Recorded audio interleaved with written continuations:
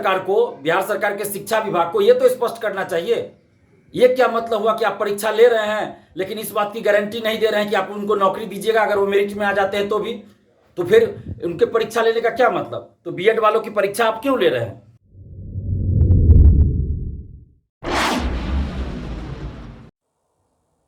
Supreme court के फैसले के बाद लगातार अभ्यर्थी परेशान और हताश थे, जिसके बाद बीपीएससी के चेयरमैन अतुल प्रसाद ने प्रेस कॉन्फ्रेंस कर इस बात की जानकारी दी कि बीएड के अभ्यर्थी परेशान न हो, उन्हें परीक्षा में शामिल वो हो सकते हैं, यानी कि परीक्षा दे सकते हैं, लेकिन रिजल्ट पर संशय है। ऐसे में विवाद थमने का नाम नहीं ले रहा है। अलग अलग अभ्यर्थी और छात्र नेता सभी के सभी अब आंदोलनरत हैं, सभी ने आंदोलन की बात कही है। तो वहीं छात्र नेता दिलीप कुमार ने पूछ डाला है सरकार से कि 1 to 5 के अभ्यर्थियों को जिन्होंने बीएड कर रखा है, ऐसे अभ्यर्थी को नौकरी मिलेगी नहीं, सरकार सबसे पहले इसका जवाब दे, उसके बाद ही आगे की प्रक्रिया जारी रहेगी। तो सुनिए क्या कुछ कह रहे हैं छात्र नेता दिलीप। सुप्रीम कोर्ट का जो आदेश आया कि क्लास 1 to 5 के लिए बीएड वाले योग्य नहीं होंगे, इस आदेश के बाद से अभी तक बिहार सरकार के शिक्षा विभाग और शिक्षा मंत्री का कोई बयान अभी तक नहीं आया है इससे संबंधित, जो कि बहुत ही दुर्भाग्यपूर्ण है। लाखों परीक्षार्थी जो बीएड वाले हैं असमंजस की स्थिति में हैं कि उनके साथ क्या होगा। बीपीएससी ने एक आंकड़ा बताया 3,90,000 के आसपास है, लगभग 4 लाख हुआ। तो ये 4 लाख अभ्यर्थी परेशान हैं और कोई भी इस पे बयान देने को तैयार नहीं है, परीक्षार्थियों के दुख दर्द को समझने को तैयार नहीं है।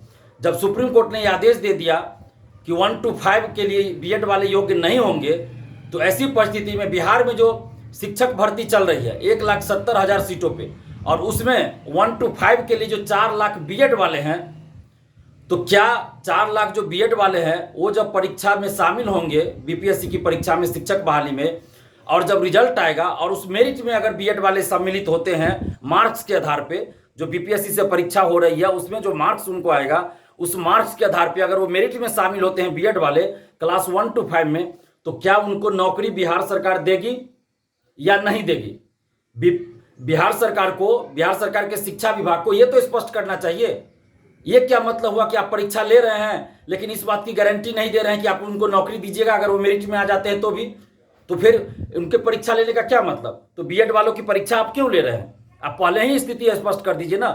जब तक ये स्पष्ट न हो जाए कि बीएड वाले शिक्षक बन सकते हैं 1 to 5 के लिए या नहीं, तब तक 1 to 5 की परीक्षा लेने का कोई औचित्य नहीं है। 1 to 5 की परीक्षा को तत्काल स्थगित कर दिया जाना चाहिए।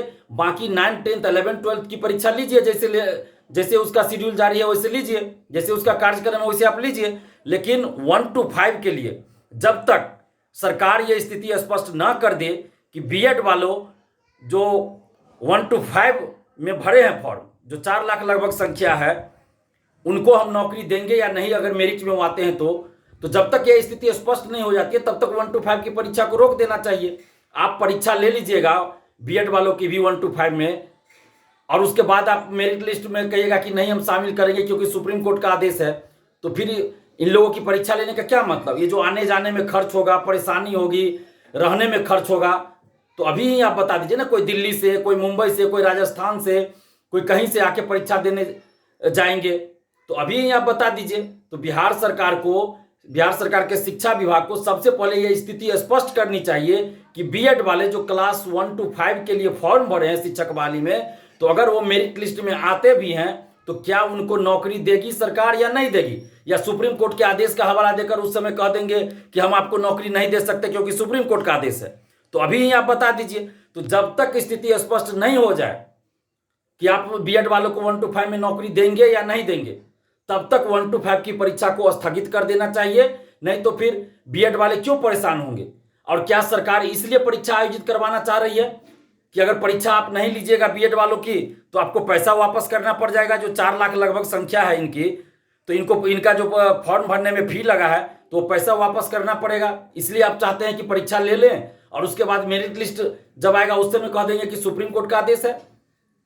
तो ऐसा करके आप लाखों अभ्यर्थियों के साथ अन्याय कर रहे हैं। आप अभी ही बता दीजिए, कम से कम उनका 600-700 रुपया फॉर्म भरने में लगा है। कम से कम अभी जो परीक्षा देने वो जाएंगे, फिर आएंगे, परीक्षा सेंटर पे जाएंगे, फिर वहाँ पे रहेंगे, होटल बुक करेंगे तो वो सब खर्च तो उनको बच जाएगा। अभी भी कम से कम 4,000 5,000 उनको खर्च होगा, तो वो खर्च तो उनका बच जाएगा। तो अभी ही शिक्षा विभाग और बिहार सरकार ये स्पष्ट कर दें कि आप बीएड वाले को क्लास 1 to 5 में अगर वो सिलेक्ट होते हैं, मेरिट में आते, तो उनको नौकरी दीजिएगा या नहीं दीजिएगा, ये स्थिति स्पष्ट की जानी चाहिए। और बिहार सरकार और शिक्षा विभाग से हमारा सवाल है कि आपने 6 to 8 की वैकेंसी क्यों नहीं निकाला। उस समय हम लोग चिल्ला चिल्ला कर कह रहे थे 6 to 8 की वैकेंसी निकालिए। अभी भी आप 6 to 8 की वैकेंसी अगर निकाल देते हैं तो जो बीएड वाले क्लास 1 to 5 में फॉर्म भरे हैं, अगर वो सीटेट पास होंगे, पेपर 2 पास होंगे, तो उनको मौका मिल जाएगा, वो 6 to 8 के लिए फॉर्म भर सकते हैं। तो आप ऐसा अभी भी कर सकते हैं। साथ ही एसटीईटी में, अपीयरिंग में भी फॉर्म भरने का आपको मौका देना चाहिए और मौका दीजिए। तो बिहार सरकार से, खासकर मुख्यमंत्री नीतीश कुमार जी से आग्रह कर रहे हैं, विनती कर रहे हैं कि आप क्लास 1 to 5 में बीएड वालों को नौकरी देंगे या नहीं देंगे, ये स्पष्ट कीजिए। उसके बाद ही आप क्लास 1 to 5 की परीक्षा लीजिए। अन्यथा जो 4 लाख संख्या है बीएड वालों की, उनके साथ बहुत बड़ा अन्याय तो हो ही रहा है, आगे और भी अन्याय होता जाएगा। तो आपने सुना कि किस तरह से एक बार फिर से आंदोलन की बातें हो रही है और सरकार से भी मांगे हो रही कि वो स्पष्ट कर दे कि इन अभ्यर्थियों को परीक्षा देने के बाद नौकरी मिलेगी या नहीं। फिलहाल के लिए इतना ही। बने रहे कशिश न्यूज़ के साथ। पटना से अंकिता सिंह की रिपोर्ट।